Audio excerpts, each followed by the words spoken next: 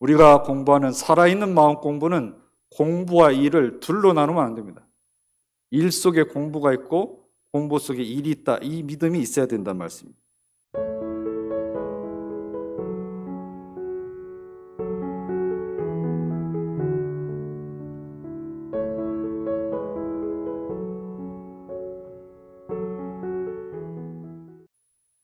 지난주에 교당에 봉사로 오신 한 도반님께서요, 저하고 대화를 하시다가 영육상전에 대한 말씀을 하셨습니다.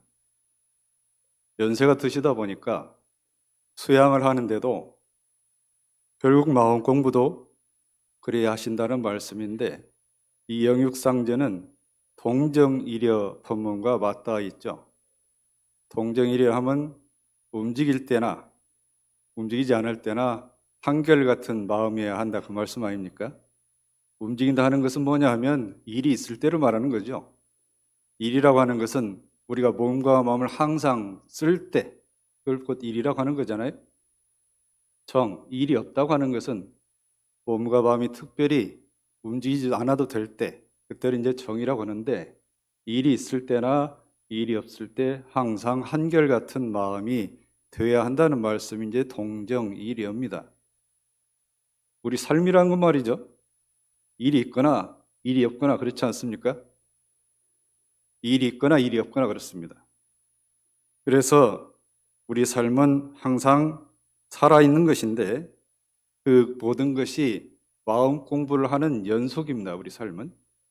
단지 이걸 지혜로운 마음으로 작용을 하였느냐, 아니면 어두운 마음, 즉 어리석은 마음으로 작용을 하였느냐, 그 말씀이겠죠.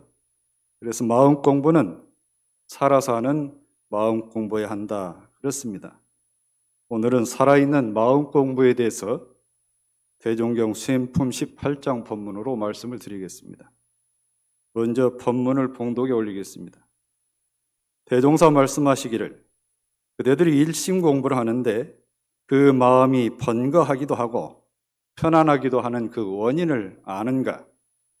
그것은 곧 일이 있을 때 모든 일을 정당하게 행하고 못하는 데 원인이 있나니, 정당한 일을 행하는 사람은 처음에는 혹 복잡하고 어려운 일이 많은 것 같으나 행할수록 심신이 점점 너그럽고 편안해져서 그 앞길이 크게 열리는 동시에 일심이 잘 될 것이요, 부정당한 일을 행하는 사람은 처음에는 혹 재미있고 쉬운 것 같으나 행할수록 심신이 차차 복잡하고 괴로워져서 그 앞길이 막히게 되는 동시에 일심이 잘 되지 않으니, 그러므로 오롯한 일심 공부를 하고자 하면 먼저 부당한 원을 제거하고 부당한 행을 그체하나니라, 이렇게 법문을 하셨습니다.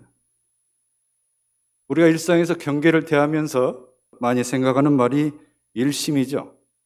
기도할 때도 끝마무리에 일심으로 비옵나이다 하지 않습니까? 근데 누구나 한결같이 그 일심으로 비옵나이다 할 때는 일에다 힘을 줘서 얘기를 합니다. 일심으로 비옵나이다 그랬잖아요. 그냥 밋밋하게 일심으로 비옵나 하는 분은 없어요. 왜 그런 줄 아세요? 그만큼 이 기도가 간절하기 때문에 의식하지 않아도 일심으로 비옵나 그럽니다. 일심으로 비옵나. 일심이 되어야 집중이 되고, 집중이 되어야 일심이 됩니다. 일심이라는 것은 일체의 사심이나 잡념, 망념을 놓고 하나로 집중하는 마음을 말합니다. 사막을 쉽게 말할 때 일심 아르마리 실행, 이렇게 말하죠. 정신수양은 바로 일심입니다. 우리가 선을 하는 것도 일심이고, 염불을 하는 것도 일심이고, 기도를 하는 것도 일심입니다. 부인선진께서 사무야한 정신으로 기도를 올려서 백지혈인의 성사를 다툰 것도 바로 이 일심에서 비롯된 것입니다. 그런데 부인선진께서는 처음부터 끝까지 한결같이 다 일심이었을까요? 제가 그게 궁금했습니다. 삼산 김기천 선진이 대종사님 제자가 된 지 얼마 안 됐을 때였어요. 원기 2년 여름에다가 학질에다가 다른 병까지 겹쳐가지고 얼굴이 누렇게 뜨고요. 고열에 오한이 나는 등 죽을 지경에 이르렀어요. 이때 생각을 하는데 사람이 말하는 거예요. 저런이 진짜 도인이라면 제자를 낫게 해줄 텐데 이렇게 왜 놔두나? 이런 생각이 들었던 거예요. 그런가 하면 8제자 가운데 한 사람이었던 오내진이라는 사람이 있었어요. 이 사람이 신심이 변해가지고 주색에 빠지고 안 좋은 사람들을 어울려 다니다가 마침내 대종사님을 욕하고 다니고 동지들을 안 좋게 얘기하고 불법 연결을 아주 안 좋게 말하고 다니는 거예요. 그런데 김기천이 보니까 별 탈이 없어요, 살아가는데. 그래서 속으로 생각을 하기를 저 사람이 우리하고 중한 맹세를 했는데 저렇게 행동을 하는데도 그 서약한 바가 만약에 영험이 있다면 무슨 분명히 탈이라도 나야 할 텐데 왜 저러나 하고 의구심이 있었어요. 하루는 제동사께 가서 오내진이 하고 있는 행위를 가서 보고를 드리면서 그 사람이 앞으로 어떻게 되겠습니까? 하고 여쭈니까 내가 그 사람 앞길을 말할 수는 없고 그 사람 서약이 진짜 진심이었다면 그것이 극히 중하고 어려운 것인데 그 말이 어찌 빈말로 되었겠는가 그 말을 했어요. 며칠 지나지 않아서 오내진이 술을 많이 마셔가지고 자기 집 마루에서 굴러 떨어져서 머리가 다쳐가지고 피가 흘려서 죽었답니다. 그 뒤로는 이 김기천이 대종사님에 대한 사심이 일체 없어지고 일심으로만 바쳤다는 그런 말씀이 있습니다. 그런 경우를 당하면서 일심이 챙겨지는 그런 거였는가 봅니다. 이제 다시 법문을 봅니다. 정당하고는 정당한 행을 하면 앞길이 열리고 일심이 된다고 그랬습니다. 반대로 부당하고는 부당한 행을 하면 일심이 안 열리고요. 앞길도 막힌다고 그랬습니다.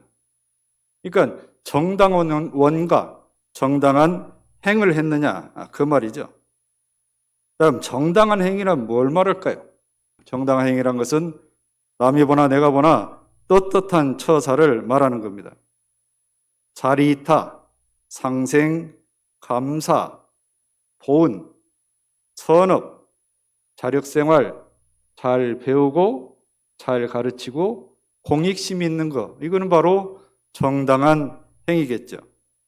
반대로 부당한 행위라는 것은 떳떳하지 못한 걸 말할 겁니다.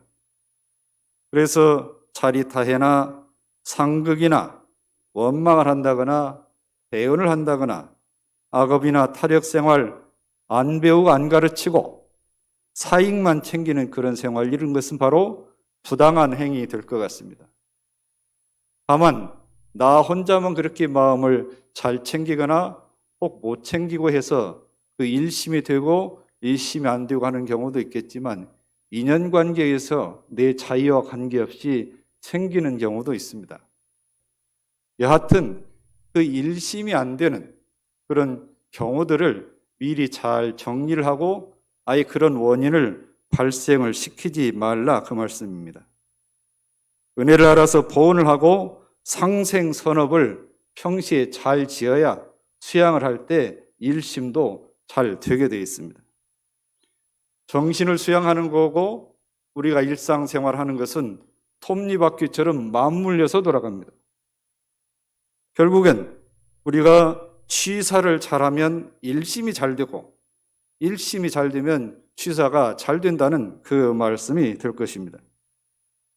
이론상 서문에 진급이 되고 은혜는 입을지언정 이렇게 말씀하지 않으셨습니까?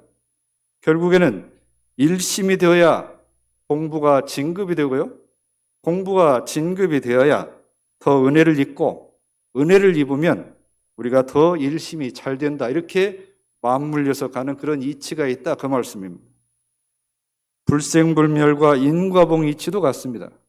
우리가 불생불멸 이치를 잘 따르고 행하면 어떻게 됩니까?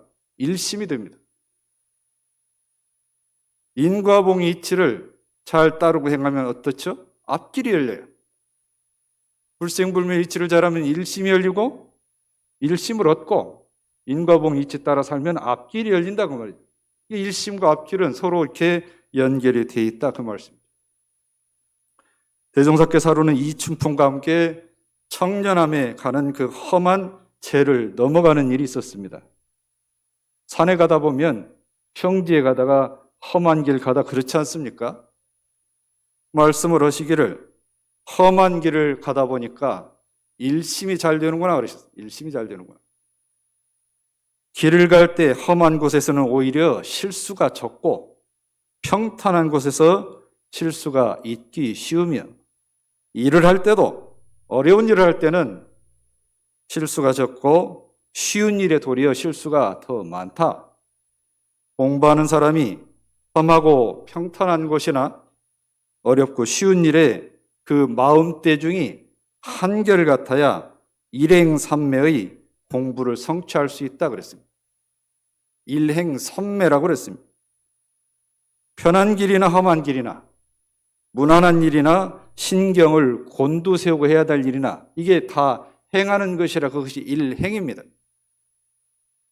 그러면 그런 일이나 길의 난이도에 관계없이 일심이 되는 것을 일러서 삼매라고 합니다. 삼매는 원래가 인도 산스크리트의 삼마이를 한문으로 음역한 겁니다. 그것이 한자로 보면 석삼자, 또 새벽매자, 동틀매자 그러는데 그 뜻을 억지로 이렇게 해석할 필요는 없습니다. 단지 삼마이를 한문으로 삼매로 음사해서 옮긴 것이기 때문에 억지로 해석하려고 할 필요는 없습니다. 그래서 이 삼마이, 삼매의 참 뜻은 뭐냐면 마음 집중, 몰입 그런 뜻을 갖고 있습니다. 즉 산란한 마음을 고요하고 맑게 하는 것을 삼매라고 하는데 우리가 법회할 때 산란한 마음을 가라앉히기 위해서 이러지 않잖아요? 그렇잖아요? 결국은 그 마음을 가라앉히는 것, 입정하는 걸 일러서 삼매로 이해를 하시면 되겠고 그 삼매가 곧 일심을 말하는 겁니다. 반대로 일이 없을 때 일심이 되면 일상삼매고 일이 있을 때 일심이 되면 일행삼매라고 합니다. 일이 없을 때 일심을 지은 경우를 말씀을 좀 드리겠습니다. 1년에서 1분 일심을 얻을 정도면 5년 하면 5분 된다 그러죠. 5분 된다. 1년 해가지고 1분만 일심이 되는 것도 다행이다 그러셨어요. 그래서 그거를 5년, 10년 지속적으로 해서 차츰 5분이 되고 10분이 되기도 하니까 끊이지 말고 1시간 하루도 정성을 들여서 하면 마침내 긴 시간 선정에 들 수도 있다. 우선 그렇다고 포기하지 말라. 그렇게 말씀을 하셨다고 합니다. 일이 없을 때나 일이 있을 때나 하기 좋은 수양법이 염불입니다. 염불. 나무아미타불을 염송하는 거잖아요. 그래서 이 염불 주송으로 선정에 드는 걸 일러서 염불선이라고 합니다. 우리나라 불교에서 염불선을 주창하신 분은 태안사의 청화 스님께서 염불선을 주창하고 계셨죠. 염불법에 이렇게 말씀을 하셨습니다. 생멸이 없는 각자의 마음에 근본하고, 생멸이 없다는 것은 영원한 그 얘기죠.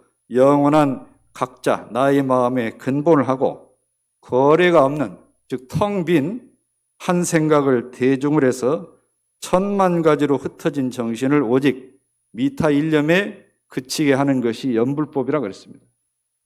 이 염불을 통해서 그 일심으로 할 수 있다 그 말씀이거든요.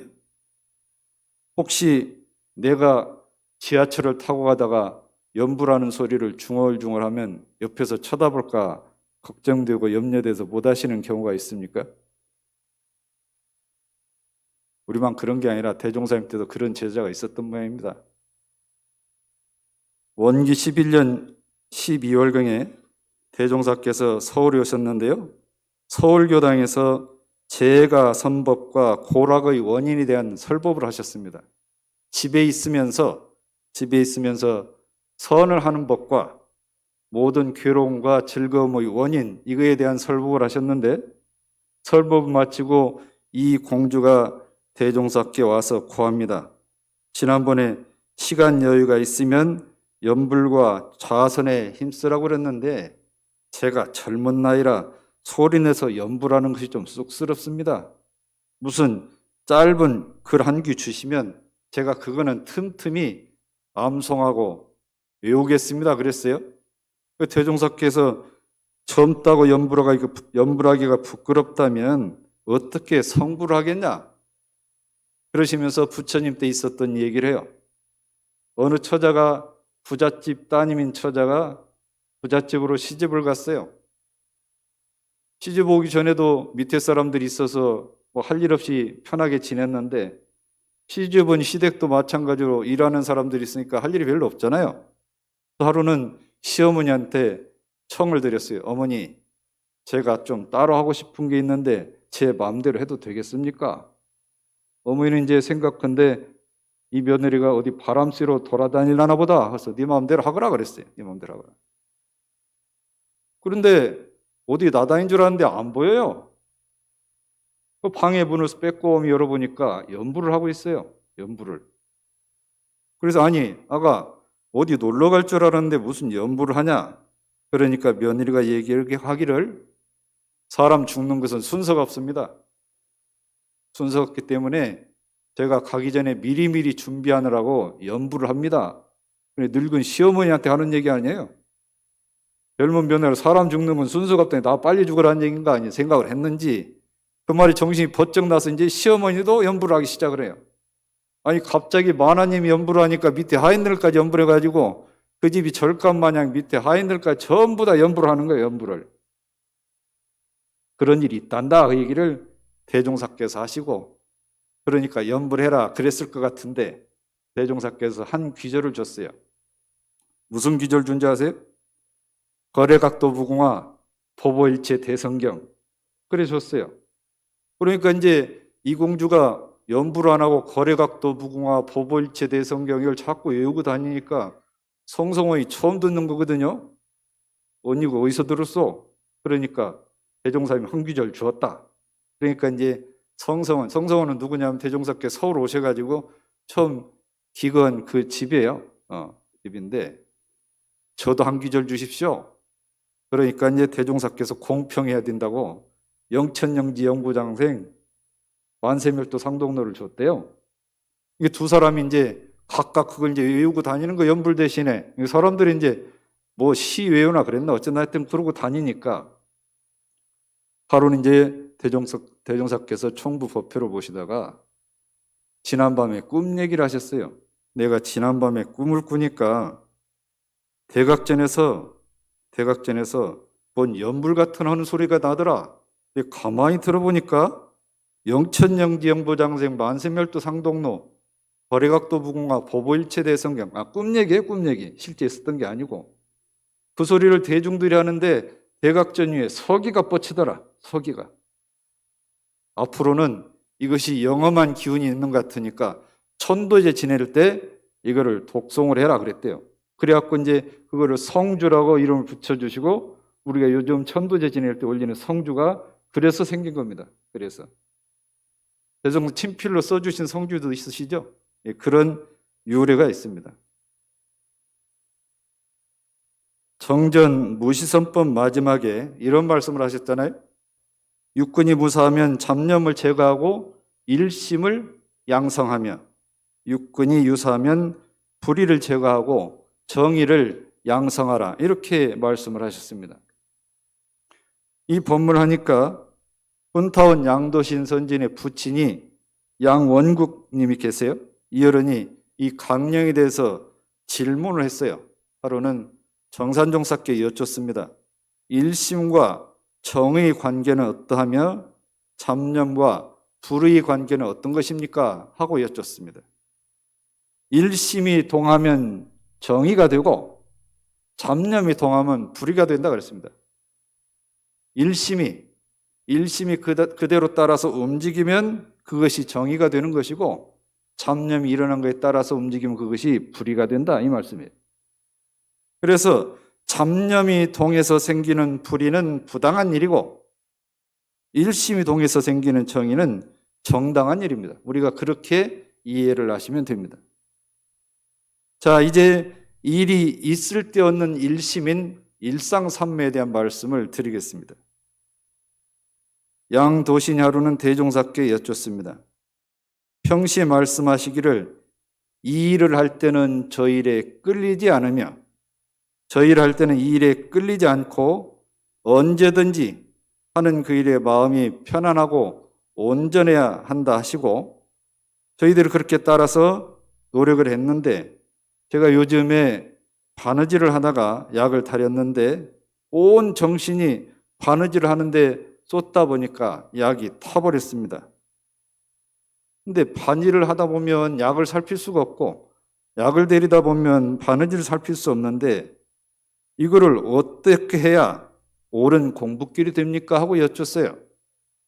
대종사께서 말씀하시기를 네가 그때 약을 다리고 바느질을 하는 일이 둘 다 너희 책임하에 있으니까 그 둘 다 한 마음으로 챙기는 것이 바로 바른 일심을 얻는 길이다. 그걸 각각 생각하면 그건 조각마음이다 그래요. 조각마음이다. 결국에는 그 책임하에 있는 그 마음으로 10가지 일이나 20가지 일이나 그렇게 하다 보면 그 모든 일이 일심으로 온전하게 된다 그래서 온전하게 된다. 이것이 바로 동할 때, 일이 있을 때 하는 요긴한 방법이라고 하시면서 간곡하게 당부하는 말씀을 하셨습니다. 무슨 말씀이냐 하면 공부하는 사람이 주의할 것, 크게 조심하고 꺼려야 할 말씀을 뒤이어서 말씀을 해주셨습니다. 내가 굳이 생각하지 않아도 될 일을 공연히 생각하지 말라. 내가 안 들어도 좋을 일을 공연히 들으려고 하지 마라. 내가 안 보아도 좋을 일을 공연히 보려고 하지 마라. 내가 간섭하지 않아도 좋을 일을 공연히 간섭하지 마라. 이 일을 할 때는 정신이 저 일로 가고 저 일을 할 땐 정신이 이 일로 와서 부질없는 망상이 조금도 쉴 사이 없게 하라 말. 결국은 이 말씀이잖아요. 이것을 잘 지키면 공부인으로서 바른 길을 갈 수가 있을 것이다 말씀을 하시고 자기 책임만 갖고 이 일을 살피고 저 일을 잘 살피면 비록 하루에 많은 일을 한다 할지라도 일심 공부하는 데는 하등의 방해가 없다. 그 말씀을 하셨습니다. 저 일은 분명히 내 책임하에 있는 일인데 저 일은 내 일이 아니다라고 생각을 하니까 이 일을 할 때 신경이 쓰여서 집중이 안 되는 거고 그런 마음이 일어난다 그 말씀이겠죠. 인도에서 불교 신자인 아버지와 불교를 믿지 않는 아들이 있었어요. 아버지는 평시에 살생을 하지 말라는 입장이고 아들은 젊으니까 살생해서 잘 먹어야 된다는 입장이에요. 하루는 아들이 닭을 잡으려고 그래요. 그러니까 아버지가 잡지 마라 그러니까 잡지 말라는 아버지하고 잡자는 아들하고 결국에 크게 싸웠어요. 다퉜어요. 그리고 이제 아들이 아버지하고 다퉜으니까 아쇼카 왕에게 불려가서 이제 거기서 재판을 받습니다. 재판을 받고 결국에는 아들이 불효자라고 사형 언도를 했어요. 사형 언도를. 사형 언도를 했는데 다만 네가 이 일을 지키면 그걸 면하게 해주겠다.